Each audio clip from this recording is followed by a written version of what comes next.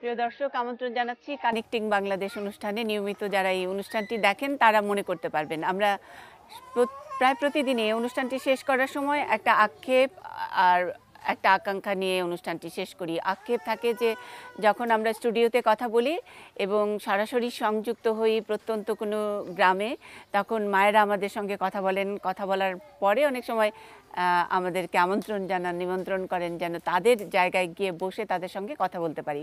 সবসময় সেটার সুযোগ থাকে না এবং মনের মধ্যে এক ধরনের আক্ষেপই থাকে। সেই আক্ষেপ এবং আকাঙ্ক্ষাও থাকে যে কখনো যদি সেই জায়গায় বসে একেবারে কাছাকাছি ধরে ছুঁয়ে তাদের সঙ্গে কথা বলতে পারি, সেই আকাঙ্ক্ষা থাকে। সেই আকাঙ্ক্ষা মেটানোরই একটি পর্ব আজকের এই অনুষ্ঠানটি। আমরা আজকে এসেছি ময়মনসিংহের গৌরীপুরের অচিন্তপুর ইউনিয়নের অচিন্তপুর গ্রামে। বসে আছি উম্মে কুলসুম আপার উঠোনে এবং আমাদের সঙ্গে আমরা এই অনুষ্ঠানটি যেমন করে করি যে স্টুডিওতে একজন বিশেষজ্ঞ চিকিৎসক থাকেন, তিনি নানান পরামর্শ দেন, কিন্তু আজকে আমরা অনেক সুধীজনকে আমাদের সঙ্গে পেয়েছি। ঢাকা থেকে একেবারে সরাসরি আমরা যার সঙ্গে এসেছি বা যাকে সঙ্গে করে নিয়ে এসেছি, আশরাফুন্নেসা আছেন যুগ্ম সচিব, পরিবার পরিকল্পনা অধিদপ্তরের তিনি পরিচালক, আমাদের সঙ্গে এসছেন ঢাকা থেকে। আপা, আজকের এই আয়োজনটি মূলত আসলে তাকে কেন্দ্র করেই। আমরা তার পাশাপাশি আরও অনেকজনকে পেয়ে গেছি যারা কথা বলবেন, মত প্রকাশ করবেন এবং যারা এখানে বসেছেন তাদের সঙ্গে তাদের প্রশ্নের জবাব দেবেন। মোহাম্মদ আব্দুল আউয়াল আছেন বিভাগীয় পরিচালক, পরিবার পরিকল্পনা, ময়মনসিংহ বিভাগ। পেয়েছি আবু তাহা মোহাম্মদ এনামুর রহমান, উপপরিচালক, পরিবার পরিকল্পনা, ময়মনসিংহ বিভাগ। কয়েকজন চিকিৎসকও আমাদের সঙ্গে আছেন। তার আগে আছেন মোহাম্মদ কামাল হোসেন, উপজেলা পরিবার পরিকল্পনা কর্মকর্তা, গৌরীপুর, ময়মনসিংহ। সবাইকে এখানে জড়ো করবার জন্য সকাল থেকে যিনি পরিশ্রম করে যাচ্ছেন গত কয়েকদিন ধরে, যেখানে এই ফিল্ডটা তৈরি করেছেন। আমরা ডাক্তার মোহাম্মদ আব্দুল কাইয়ুম আনোয়ারকে পেয়েছি, সহকারী পরিচালক সিসি, তিনি ময়মনসিংহ জেলা পরিবার পরিকল্পনা দায়িত্বে আছেন। তিনি প্রশ্নের জবাব দেবেন। মায়েরা অনেকেই প্রশ্ন নিয়ে আছেন। ডাক্তার ফেরদৌস আক্তার আছেন, ফেরদৌস আপা medical officer, MCH AP Gouripur, Mymensingh. এবং ডাক্তার Mohammad Ehteshamul Haque, medical officer, MCH AP Gouripur, Mymensingh.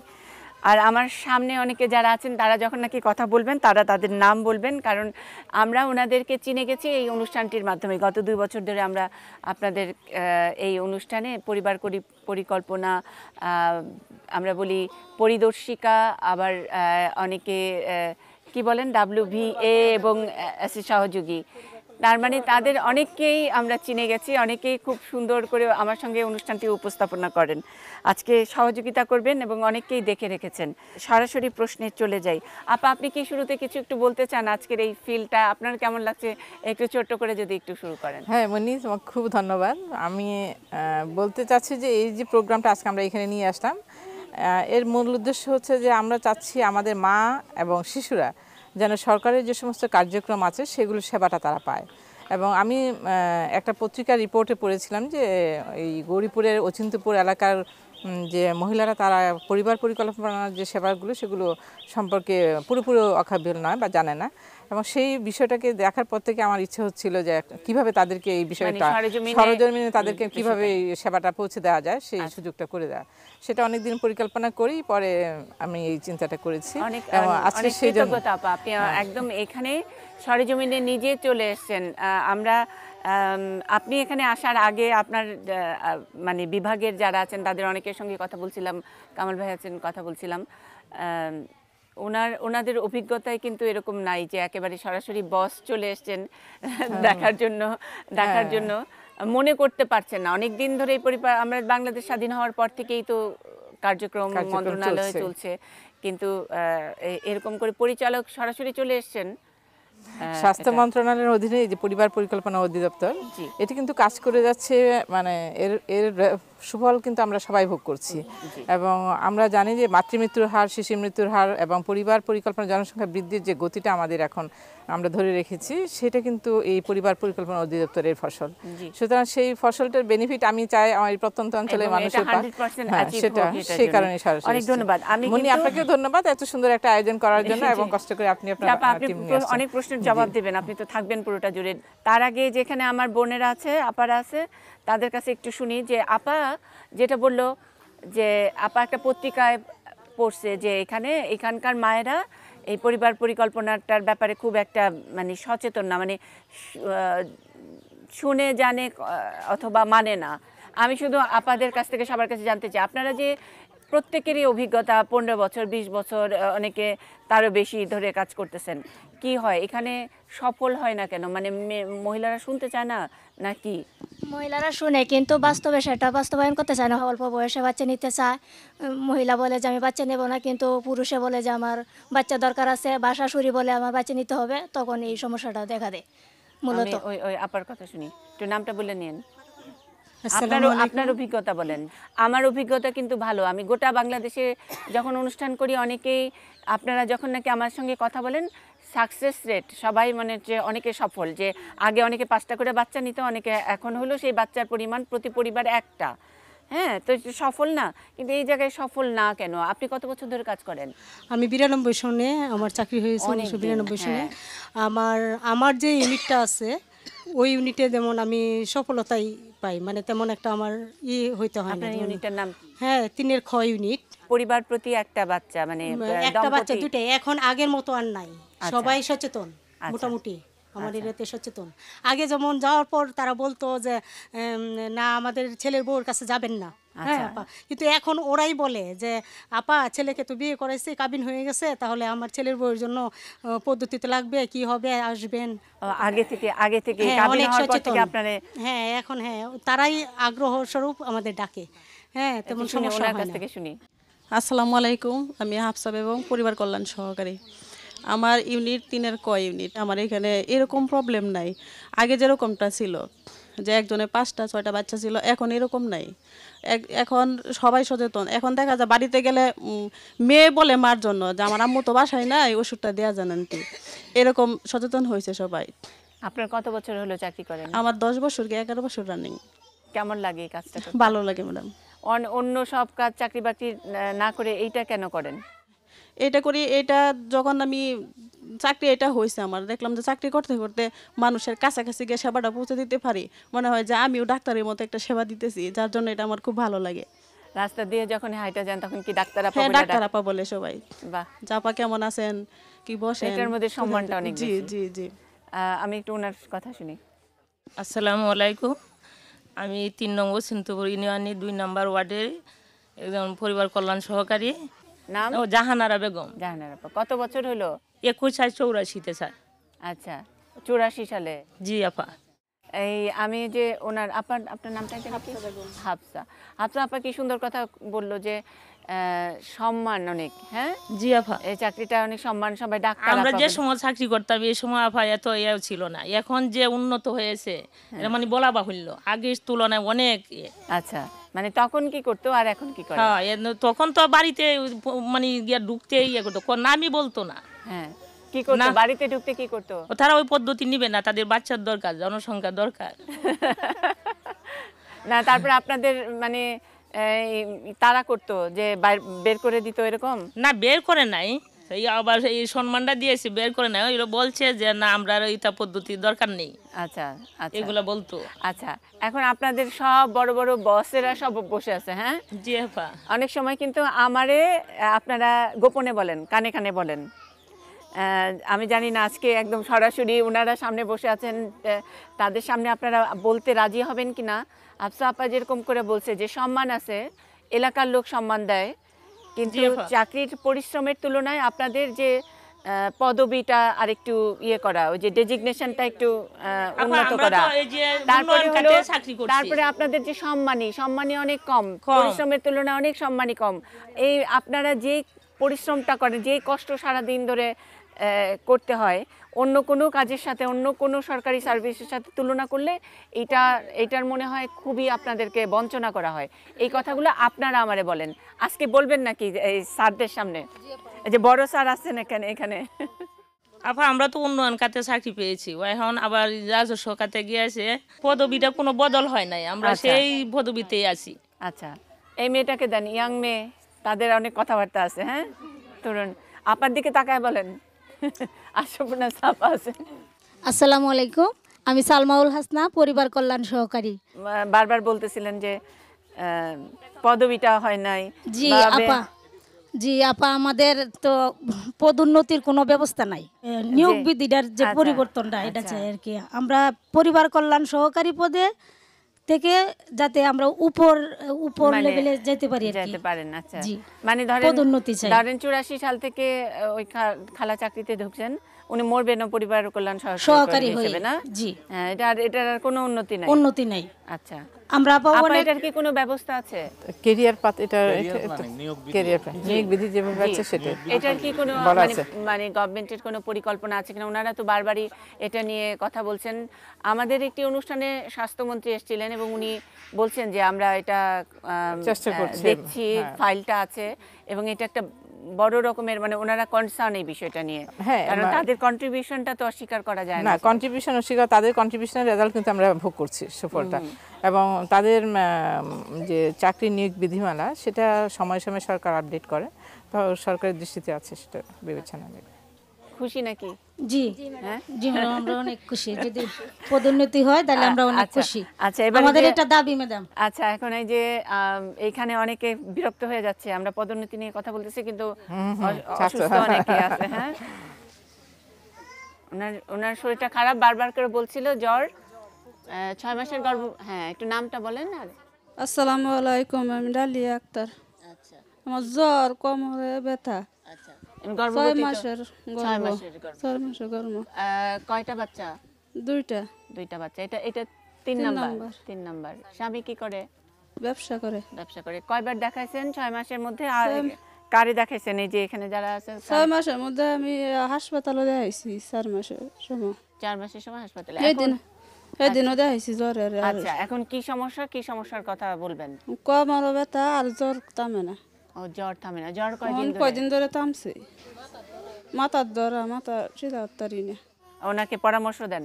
আসসালামু আপনারা আলাইকুম। একটু কাইন্ডলি কেউ লিখে দিবেন ওনার ধন্যবাদ প্রেসক্রিপশনটা। জি, মুন্নি শাহ ম্যাডামকে এবং উপস্থিত আমাদের স্যারেরা আছেন এবং উপস্থিত গর্ভবতী মহিলা এবং অন্যান্য বয়ঃসন্ধিকালীন যে মহিলারা আছেন। তো এখন কথা হলো যে ওনার জ্বর আর কোমর ব্যথা। তো জ্বর এবং কোমর ব্যথার প্রেগনেন্সিতে হওয়াটা খুবই খারাপ জিনিস, কারণ জ্বর হওয়াটাও খারাপ, কোমর ব্যথাটাও খারাপ।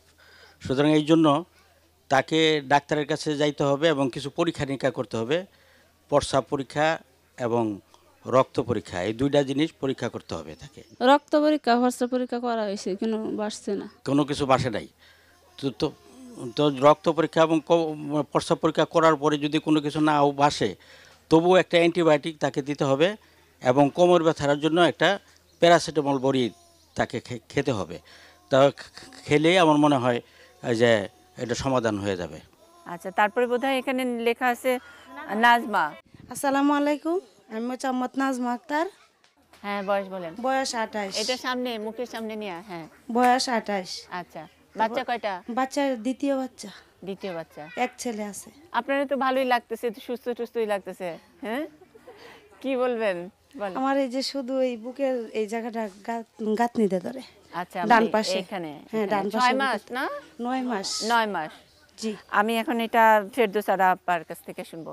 ধন্যবাদ সুযোগ দেওয়ার জন্য। আসলে 9 মাস গর্ভ অবস্থায় ছাতনির নিচে ব্যথা, যেটা এটা খুবই স্বাভাবিক একটা ঘটনা। এখানে যেহেতু বাচ্চাটা গর্ভে বড় হয়ে যাচ্ছে, আমাদের খাদ্যথলি যেটা পাকস্থলীকে চাপ দিচ্ছে, যার ফলে খাবারটা ঠিকমতো হজম হতে পারছে না, এই জন্যে ব্যথাটা হচ্ছে। এখানে যদি আমরা মানে তাকে উপদেশ দেই যে অল্প অল্প করে বারে বারে খাবে, পাশাপাশি হাইপার অ্যাসিডিটির জন্য আচ্ছা, ওষুধ দিলে ঠিক হয়ে যাবে। আচ্ছা, ওনার জন্য কি কোনো ওষুধ আপনি বলবেন? হ্যাঁ, আমরা দিব প্রোটন পাম্প ইনহিবিটর, যেটা অ্যান্টি আলসারেন্ট হিসাবে দিব। ইসোমেপ্রাজল আমরা দিতে পারি। আচ্ছা, একটা ওষুধ লিখে রাখেন, ওই যে নাজমাপার জন্য একটা ওষুধ লিখেন। তারপরে বাচ্চার সমস্যা বলেন। বাচ্চার সমস্যাটা? আমার এই বাচ্চাটার বয়স 4 বছর 4 মাস। কানের ডাক্তার দেখাইছি, মাইমাসিং চর্ম বিশেষজ্ঞ। তখন বলছে যে কানের ভিতরে কোনো কিছু নাই, এমনিতে চুলকা পেবেটিন একটা মলম দিছে ব্যবহার করার জন্য। ব্যবহার করছি, প্রায় এই কানগুলা চুলকা, ভিতরে আবার কোনো কিছু নাই। আচ্ছা, আচ্ছা, ফেরদৌসারা আপা। ধন্যবাদ। কান চুলকায় আমরা যদি ভিতরে কিছু না থেকে থাকে তাহলে এটা অ্যালার্জির কারণে হতে পারে, অথবা কানের ভিতর যেটা ময়লা ওয়াক্স আমরা যেটা বলি সেটা রেগুলার পরিষ্কার করা হয় কি না এটা দেখতে হবে। এটা থাকলেও অনেক সময় চুলকাতে পারে। সপ্তাহে সপ্তাহে পরিষ্কার করতেছি। এখন কানের ডাক্তার যেহেতু যন্ত্র দিয়ে দেখেছে কিছু নাই, সেরকম কিছু হবে না আশা করি আর কি। তারপরেও আপার ওখানে চলে যান। হ্যাঁ আচ্ছা ঠিক আছে, ধন্যবাদ। আসসালামু আলাইকুম। কে কথা বলবেন এখানে? আমি ফেরদৌসী রহমান। আমার বিয়ে হয়েছে 8 বছর, আমার বাচ্চা হয় না। স্বামী কি করেন? স্বামী আশায় চাকরি করে। আশাতে চাকরি করেন? আপনি চিকিৎসা করাইছেন হ্যাঁ, কোনো? চিকিৎসা করাইছি। আচ্ছা, মানে দুজনে মিলেই পরীক্ষা? দুজনে মিলেই। তারপর শিলা সেনরে দেখাইছি, সাবিনা ম্যাডামরে দেখাইছি। আচ্ছা, কি বলছে পরীক্ষা করার পরে? কি বলছে? বলছে সমস্যা নাই। মানে স্বামীর সমস্যা নাই, আপনার সমস্যা নাই? না, বলছে সমস্যা নাই, মানে ওষুধ দেয় খাইতেছি কিন্তু হইতেছে না। 8 বছর হয়েছে কিন্তু চেষ্টা করছেন, হচ্ছে না, বাচ্চা হচ্ছে না। আচ্ছা, ইনফার্টিলিটি। এখান থেকে যে কেউ বলতে পারেন। আসলে আমাদের যারা আমরা নিঃসন্তান বা আমরা যেটা বলি যে ইনফার্টিলিটি বা বন্ধ্যাকরণ যেটা, সেটা সব সময় কারণ যে থাকবে এরকম না। আমাদের যে পার্সেন্টেজটা দেখা গেছে যে দেখা যায় যে 1/3 হয়তো হাজব্যান্ডের সমস্যা বা 1/3 ওয়াইফের সমস্যা বা এরকম কিছু পার্সেন্টেজ আছে। 10 to 20% দেখা যায় উভয়ের সমস্যা। আর 10% দেখা যায় যে কারোরই সমস্যা না, তারপরেও কোনো মানে হচ্ছে না। সেইখানে হচ্ছে আমরা কিছু উপদেশ দেই, ধৈর্য ধরতে হবে। আর উনি কতটুকু ট্রিটমেন্ট নিয়েছেন ওনার সাথে তো আসলে কাগজপত্র বা কথা না বলে ঠিক আমি বুঝতে পারছি না। এটা তো ডাক্তারের সাথে থাকতে হবে। জি, সরাসরি আমরা চাই আপনি আরেকবার একটু আপাকে আপনার সব কাগজপত্র নিয়ে আপার কাছে যান, আবার ফেরদৌসারা আপার কাছে যান। বেশি দূরে না তো? না, গৌরীপুর, হ্যাঁ, উপজেলা। কাগজপত্র আমি হালুয়াঘাট বাসাইতেই হালুয়াঘাট রাইকে আসছি, আমি তো এনে জানি না এই প্রোগ্রাম হবে। আচ্ছা ঠিক আছে, আবার পরে তো আসবেন। গৌরীপুরে যে আপার সঙ্গে পরিচয় হলো, ঠিক আছে, কাগজপত্রগুলো নিয়ে আসেন, আমরা দেখব। ধন্যবাদ। তারপরে কে কথা বলবেন একটু? আচ্ছা, জ্বরের সমস্যার কথা অনেকেই বলছেন, এখানে একটা লিস্ট করা। আপা, এই জ্বরের সমস্যাটা নিয়ে কি আপনারা চিকিৎসকদের কেউ যদি একটু কাইন্ডলি বলেন? মানে এখানে মিক্সড গ্রুপ, অনেকেই কথা বলছেন। খালার নামটা কি আপনার? শহরবানু। জেসমিন। শহরবানুর ওনার বয়স 40 উনি বললেন। জেসমিন 20। জেসমিনের একটা বাচ্চা, কিন্তু জেসমিন মানে এখন বোধ করছে যে ওর জরায়ুটা নিচে নেমে গেছে। আর শহরবানু ওনার একটু বয়স্ক। আপনার কয়টা বাচ্চা? 5 জন। বাড়িতেই হয়েছে সব বাচ্চা? আচ্ছা, মানে দাই বা আমাদের আপারা করছেন না? আচ্ছা, তো আর এই একই অবস্থা এই খালা আপনার না জরায়ুর? হ্যাঁ, একটু আগে যে করলেন আমার কানে কানে প্রলাপসের কথা বলছে। আরেকজন বলছেন, আচ্ছা উনিও বলছিলেন, আপনিও বলছেন না জরায়ুর সমস্যার কথা আপনি বলছেন। আচ্ছা, তো অনেকেরই এটা আছে আপা। এখন এই মানে বয়সের ইয়েটা আমি বেশিরভাগই দেখি একটু এই যে যাদের 4-5টা বাচ্চা, আবার ওর জেসমিনের অবস্থাটা একটু মনে হয় যে আর্লি। এটা নিয়ে কিছু কথা বলবেন কেন? হ্যাঁ, জেসমিনের বিয়ে হয়েছে কতদিন? বিয়ে হয়েছে 5 বছর। বিয়ে হয়েছে 5 বছর, আর বয়স হলো 20 বছর। যোগ বিয়োগ পূরণ ভাগ জানো? হ্যাঁ, তাহলে 20 বছর থেকে 5 বছর বিয়োগ করলে কয় বছর হয়? হ্যাঁ, কি হয়? 17 বছর। 17 না 15 বছর? 15 বছরে কি বাচ্চাদের মেয়েদের বিয়ে দিতে হয়? না। হ্যাঁ, তাহলে বলো, তাহলে তুমি কি সমস্যাটা যে পড়ছো এটার কারণটা তুমি বুঝতে পারছো? হ্যাঁ জি। তার মানে যে তোমার 15 বছরে যখন নাকি বাচ্চা হয়ে গেছে, হ্যাঁ, সে কারণে ওই জ্বরের সমস্যাটা শুরু হয়ে গেছে। তোমার মা খালাদের কিন্তু অনেক দেরিতে শুরু হয়েছে, অনেক বেশি বাচ্চা হওয়ার কারণে, কিন্তু তোমার এখন অল্প বয়সে শুরু হয়ে গেছে। তাহলে তোমার মতো যারা টেলিভিশনে যারা দেখতেছে, মা খালারা দেখতেছে, অনেকে মেয়েদের মনে ঘরে রাখতে চায় না, তাড়াতাড়ি বাইর করে দিতে চায়, তো তাদের জীবনটা যে অনেক কষ্টের হয়ে যায় না? হ্যাঁ, আপনারা তো নিশ্চয়ই বুঝছেন না, মেয়েদের রাখতে চান না ঘরে, কিন্তু তারা তো সমস্যার মধ্যে ফেলে দেন। হ্যাঁ হ্যাঁ, এখন জেসমিনের জন্য আপা কিছু বলবেন কিনা? ওর জন্য কোনো পরামর্শ আছে কিনা? ওটা অতটা মানে সিভিয়ার না, বের হয়ে আসে নাই, কিন্তু ও হাতে পাচ্ছে। আসলে এখানে যেটা হয় যে মানে জরায়ু নেমে যাওয়ার তো আসলে অনেকগুলা কন্ট্রিবিউটিং ফ্যাক্টর থাকে। তার মধ্যে আমাদের দেশের জন্য যেটা বেশি প্রযোজ্য যে অল্প বয়সে বিয়ে এবং খুব অল্প গ্যাপে ঘন ঘন বাচ্চা নেওয়াটা, এবং সবগুলোই দেখা যায় যে বাড়িতে প্রসব হয়, যার ফলে হচ্ছে মানে ধাত্রীগুলো তো আসলে কোনো ট্রেনিং প্রাপ্ত বা প্রশিক্ষণপ্রাপ্ত থাকে না, এই কারণে একটা জরায়ু নেমে যাওয়ার কারণ বেশি বাচ্চা। তারপরে হচ্ছে বাচ্চা হওয়ার পরে আমরা ভারী কাজ কিছুজনের জন্য নিষেধ করি, সেটাও গ্রামে হয়তো মানা সম্ভব হয় না।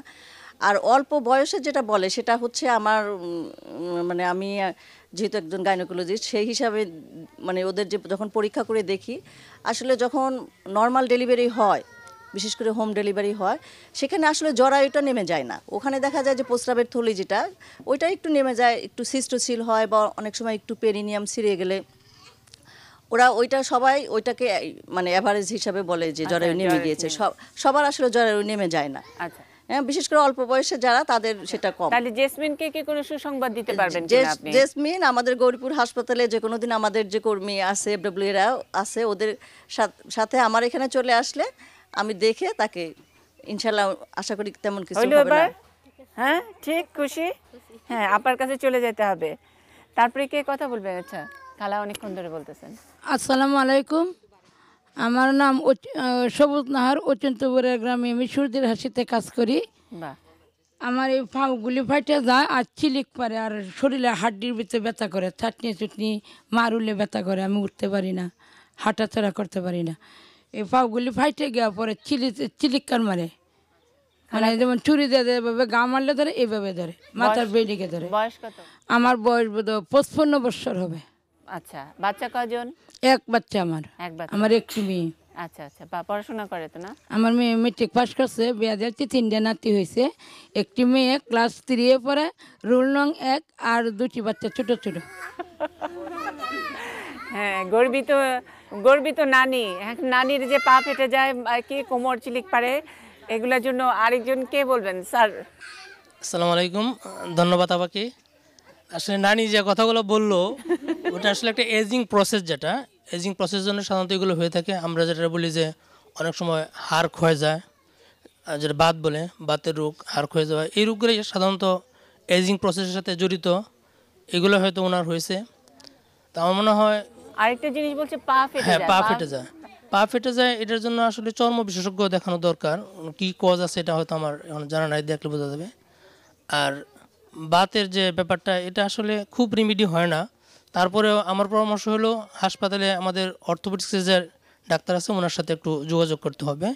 তারপর কিছু সাপ্লিমেন্টারি ফুড আছে, ওইগুলো দিব। সাধারণত ক্যালসিয়াম আমরা দিয়ে থাকি, ক্যালসিয়ামগুলো খাইতে পারে। আর ব্যথানাশক কিছু ঔষধ মাঝে মাঝে খাওয়া যেতে পারে, সবসময় না। তো আর কিছু ব্যায়াম আছে, ফিজিওথেরাপি যেটা বলে, ব্যায়ামের ব্যবস্থা আছে, ওইগুলা সবচেয়ে ভালো হয়। ওই হাড় বিশেষজ্ঞ ডাক্তারের সাথে হাসপাতালে যোগাযোগ করতে হবে নাকি। আপনি তো সূর্যের হাসিতে কাজ করছেন, হ্যাঁ, আর আপনাকে তো আর চিনাইতে হবে না, তাই না? হাসপাতালে যাওয়ার কথা অন্য সবারটা বুঝাই দিতে হবে। আপনি তো নিজেই অন্যদেরকে নিয়ে যান, আপনি একটু নিজের জন্য কষ্ট করে যাবেন, ঠিক আছে? কে কথা বলবেন? আচ্ছা, ওনাকে দেন, ওনাকে দেন, উনি অনেকক্ষণ। আসসালামু আলাইকুম। ওয়ালাইকুম সালাম। আমি সাথী, আমার নাম সাথী, আমার বয়স 27 বছর।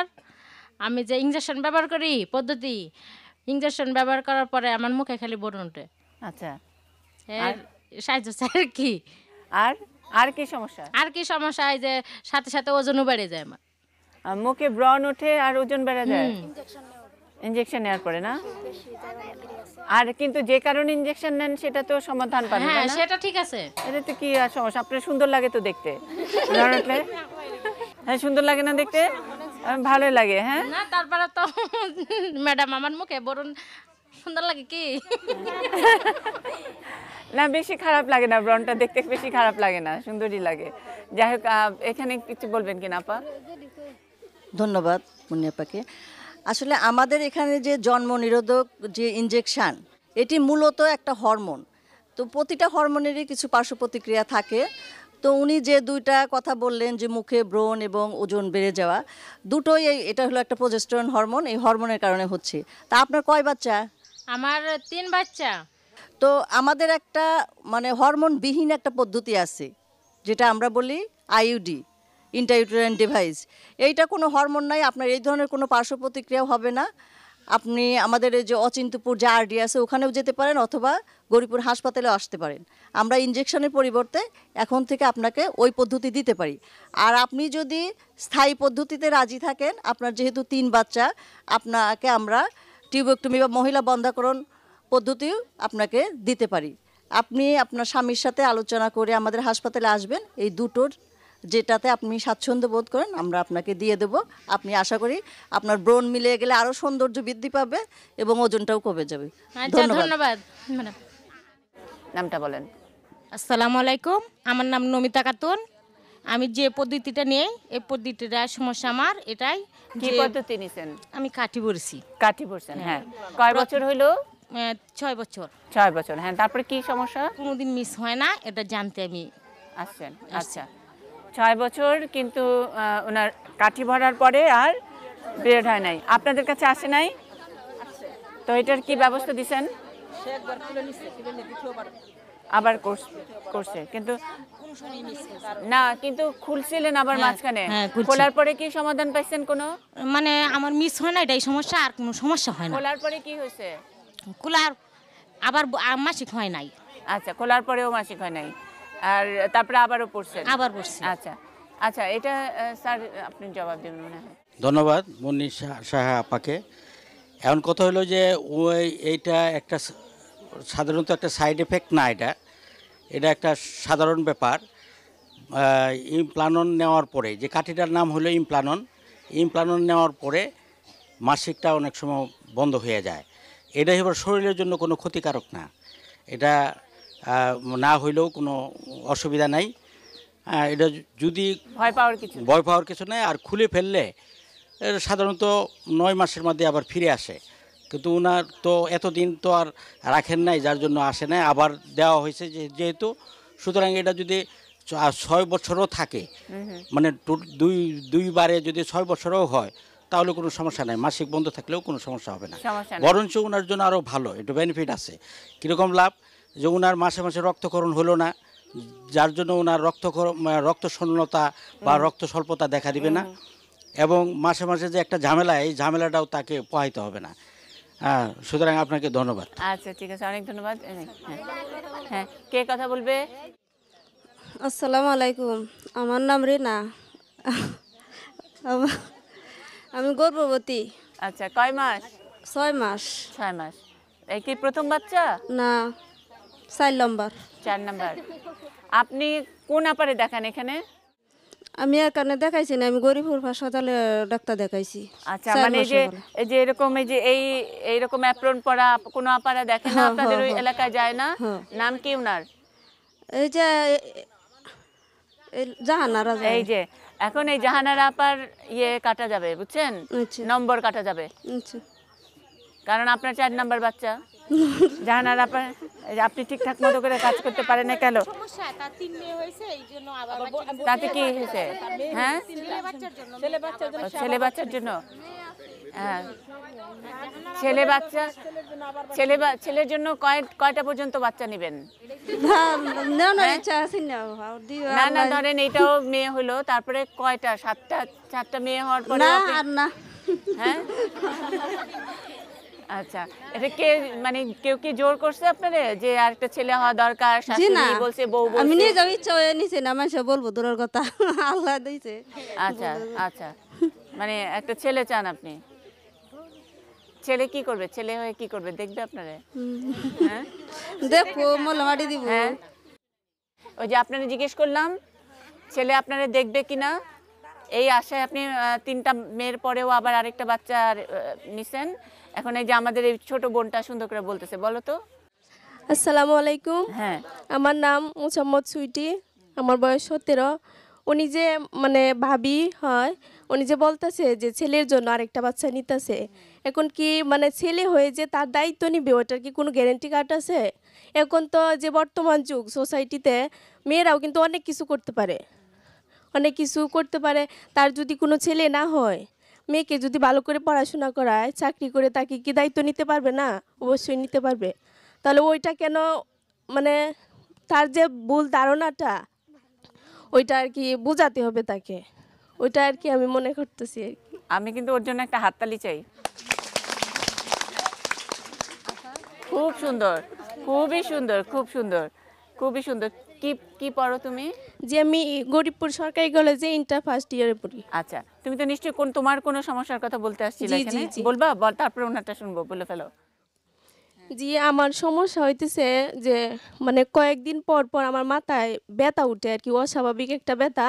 ওইটা মানে ব্যথাটা যখন হয় তখন মনে হয় কি যে মাথার ভিতরে সব কিছু যেন মানে শুকানো অবস্থায় আছে আর কি। মাথা যখন নাড়াছড়া করি তখন ওইটাও মনে হয় যে নড়াছড়া করতেছে এরকম। ভিতরে একটা মনে হয় যে আওয়াজ হয় নাকি? জি জি।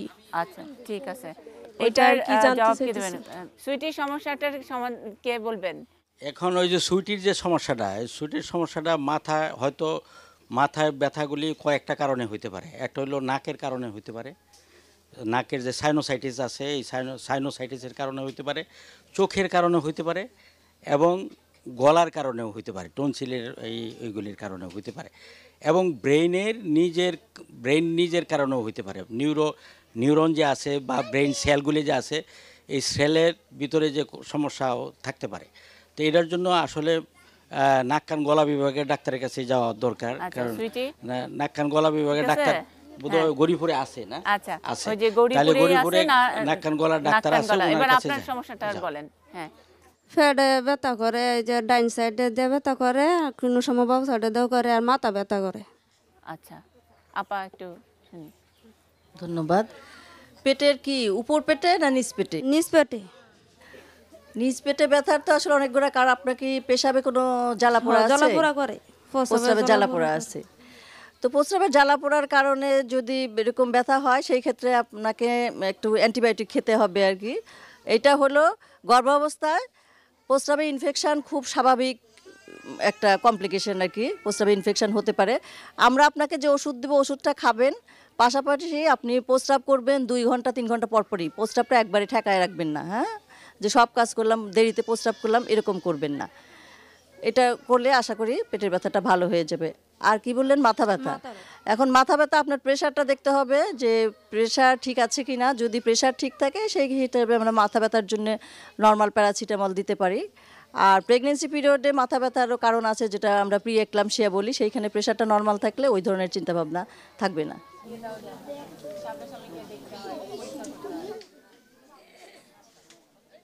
কানেক্টিং বাংলাদেশ অনুষ্ঠানের আমাদের আসলে ঘটনাটাই অনেকটা এরকম দাঁড়ায়। যখন স্টুডিওতে বসে থাকি তখনও একই অভিজ্ঞতা, আর সরাসরি যখন মায়েদের কাছাকাছি বসে আছি তখনও আমাদের এরকম একটি মিষ্টি অভিজ্ঞতা। কারণ ওনারা অনেক অনেক সমস্যা নিয়ে আসেন, অনেক সুখ দুঃখের কথা বলার চেষ্টা করেন। আমাদের নির্ধারিত সময় থাকে 40 মিনিট, তাতে ঠিক পুরো কথা শেষ হয়ে ওঠে না। সুতরাং আগামী পর্বেও আমরা এই অচিন্তপুরেই থাকবো, কথা চালিয়ে যাব অচিন্তপুরের এই গ্রামে মায়েদের সঙ্গে, এবং যারা নীতি নির্ধারণী পর্যায়ে যারা আছেন, আজকের অতিথি হয়ে যারা আমাদের সঙ্গে এই উঠোনে আছেন, সকলের সঙ্গেই থাকুন এটি নিউজের সঙ্গেই।